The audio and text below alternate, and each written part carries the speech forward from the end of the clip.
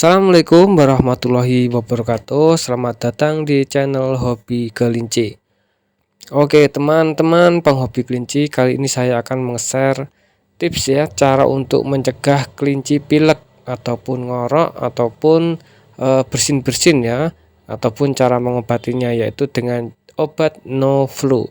Nah, obat ini yaitu berfungsi untuk pernafasan ya, terutama pilek ataupun kondisi kelinci ngorok ataupun bersin-bersin.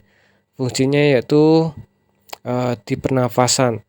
Obat ini cukup di oral ya, cekok lewat mulut pakai sepet yang 1 mili itu dosis 0,3 tiap berat badan 1 kilo.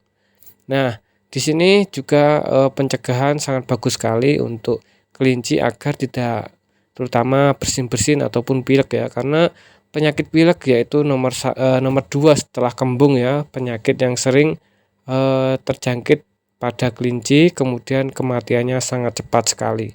Kalau sudah kelincinya pilek, beler, pernapasannya susah, kadang megap-megap, kemudian alhasil kelincinya mati. Itu sering sekali ya terjadi pada ternak kelinci. Dengan cara yaitu mencegah saja sudah bagus sekali, yaitu dengan obat no flu ini. Ini juga mengobati juga ampuh sekali ya. Bisa didapatkan di Shopee ataupun lewat WA di bawah ini ya. Nah, teman-teman bisa order juga obat lainnya di Shopee ya.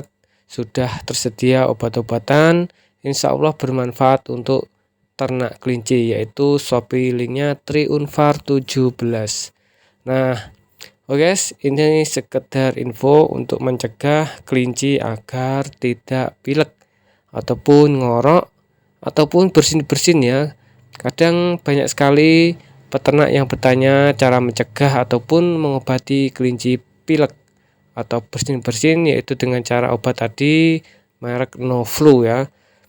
Di kandang yang bersih juga sering juga terjadi kelinci yang bersin-bersin ataupun pilek ya.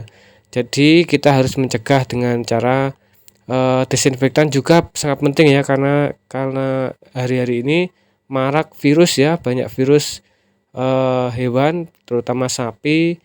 Biar tidak tertular ke kelinci, kita harus sediakan pencegahan untuk obat-obatan dan desinfektan pakai diskan ya, desinfektan kandang.